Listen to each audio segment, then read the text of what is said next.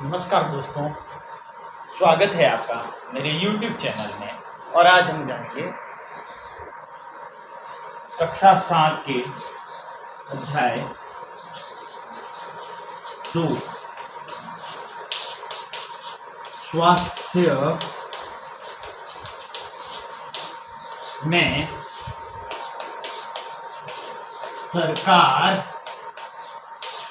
की भूमिका के बारे में।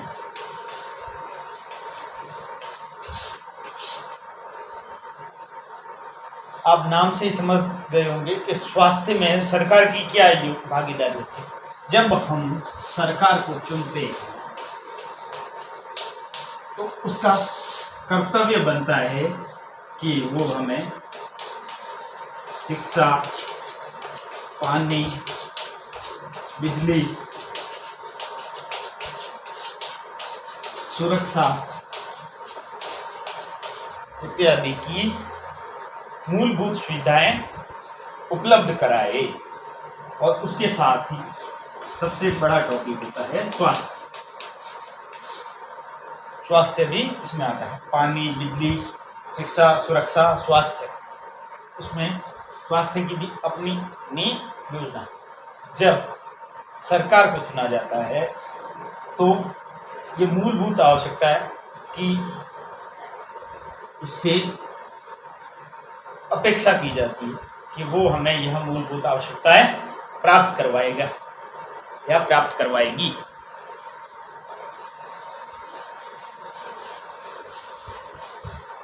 स्वास्थ्य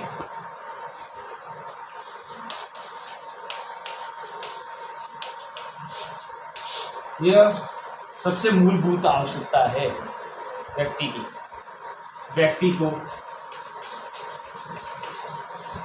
अच्छा पानी, अच्छा खाना,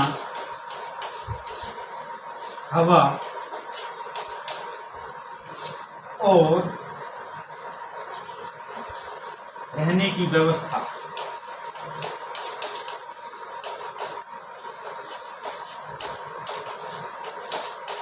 इत्यादि मिले तो व्यक्ति के बीमार होने की संभावना लगभग न के बराबर हो जाती है।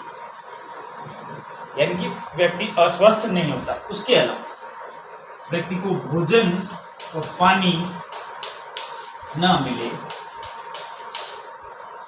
तो व्यक्ति बीमार हो जाता है। और बीमार होने पर व्यक्ति को कहाँ जाना पड़ता है?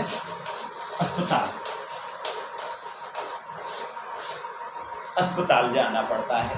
अस्पताल जाने के लिए उसे कई बार लंबी लाइनों में रुकना पड़ता है, जिसमें काफी समय लगता है। और व्यक्ति समय पर इलाज नहीं उपलब्ध होने की वजह से कई बार गंभीर रूप से और ज्यादा बीमार होते हैं और कई व्यक्तियों की इस कारण मृत्यु होती है। क्योंकि उनसे उचित सुविधाएं, उचित दवाइयां समय पर नहीं मिल पाई। भारत में तकरीबन 30,000 से अधिक रोज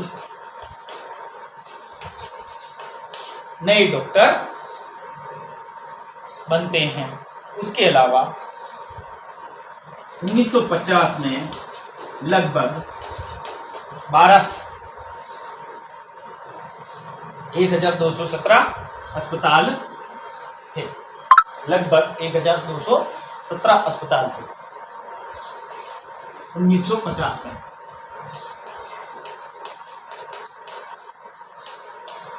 फिर इसकी संख्या बढ़ गई। फिर लगभग 20,000 ऐसे ही। बाद में 2017 में 23,517 के लगभग, या 5, 18, 19, ये अंदाजतन आंकड़े हैं कितने अस्पताल बने हैं और आगे भी बन रहे हैं। हाँ, उसके अलावा यहाँ पर चिकित्सा पर्यटक आते हैं जो कि अपने कम लागत के लिए, कम खर्च में और अत्यधिक सुविधा के लिए भारत को चुनते हैं। चिकित्सा पर्यटक ऐसे पर्यटक जिन्हें हम कहते हैं विदेशी। विदेशी लोग यहाँ पर इलाज के लिए आते हैं क्योंकि यहाँ पर कई अस्पताल इतनी अत्याधुनिक सुविधाओं से लैस होते हैं और कम खर्चे में और बहुत अच्छी सुविधाएं उपलब्ध कराते हैं। तो इस कारण चिकित्सा पर्यटक बहुत अधिक मात्रा में आते हैं। पर कई बार ये सुविधा इनको तो मिलती है, पर जो देश के मूल नागरिक हैं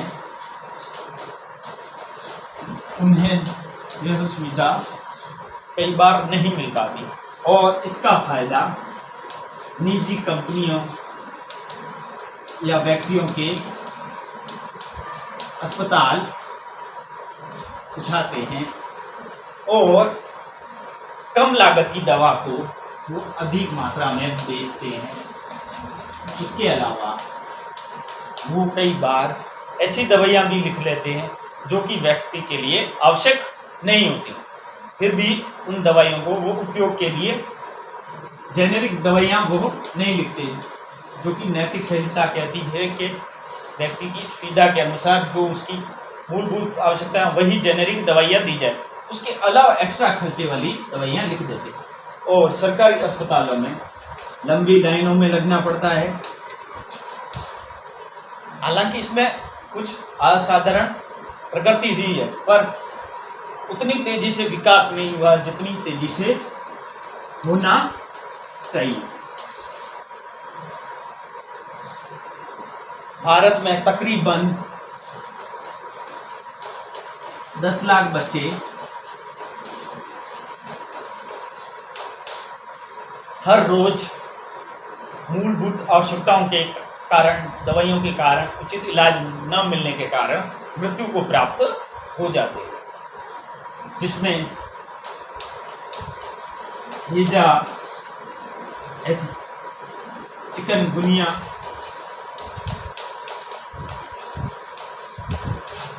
इत्यादि बीमारियां हैं जिनका इलाज संभव हो सकता है, पर कई बार उन्हें मूलभूत आवश्यकताएं वो नहीं मिल पाती। ऐसा हमें कोरोना के टाइम भी देखने को मिल गया था। कोरोना के समय कई लोगों ने इसका फायदा उठाकर नकली दवाइयां बेचनी भी स्टार्ट की और कहीं पर पानी वाले इंजेक्शनों का भी बेचने का खबरें आई, पर इस कारण व्यक्तियों की मूलभूत आवश्यकता है जो उनके जीवन जीने के लिए उपयोगी है, जीवन की सुरक्षा के लिए उपयोगी है, जिसके लिए सरकार को चुना जाता है, वो उन्हें नहीं मिल पाई। इस कारण बहुत बड़ी आबादी को होना पड़ा और कई बार अब उसके साइड इफेक्ट देखने को मिलते हैं कई दवाइयों के, जिसके कारण उन व्यक्तियों को नुकसान भी हुआ है। इसके अलावा निजी कंपनियां कई बार कोई सक्षम व्यक्ति भी उन खर्चों को नहीं उठा पाते, क्योंकि निजी कंपनियों के अस्पताल, निजी व्यक्तियों के अस्पताल इतनी लागत में खर्चा करवा देते हैं कि व्यक्ति या तो उधार लेने को मजबूर हो जाता है या संपत्ति बेचने को मजबूर हो जाता है, पर उसका इलाज बहुत अच्छे ढंग से नहीं होगा। और सरकारी में समय काफ़ी लगता है, भीड़ वाला इलाका होता है, ऊपर से वहाँ पर सफाई की व्यवस्था उतनी अच्छी नहीं होती और कई बार डॉक्टरों का समय 12 बजे नहीं होता, तो फिर भी 12 बजे कई बार वो रुक के अपने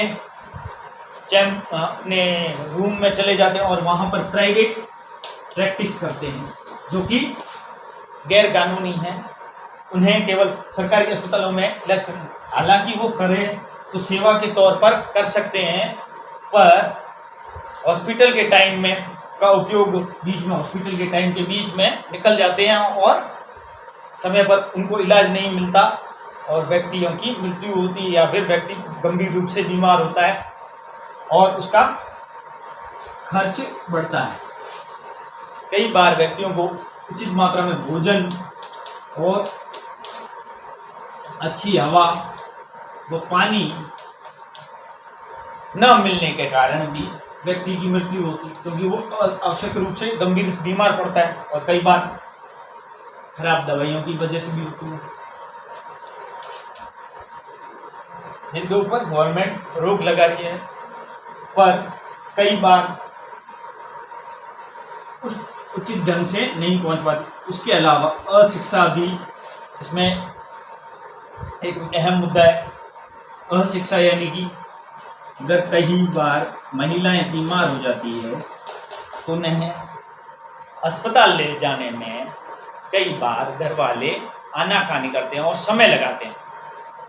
गांव में कहीं कहीं पर उचित मात्रा में वो उचित सुविधाएं उपलब्ध नहीं है, तो उन्हें 2-2, 3-3, 4-4 किलोमीटर दूर तक पैदल यात्रा करनी पड़ती है। कई बार गर्भवती महिलाएं भी इसी प्रकार 2-4 किलोमीटर की यात्रा करती। जब उन्हें प्रसव की पीड़ा होने वाली होती है तो कई बार उन्हें दाई माँ के द्वारा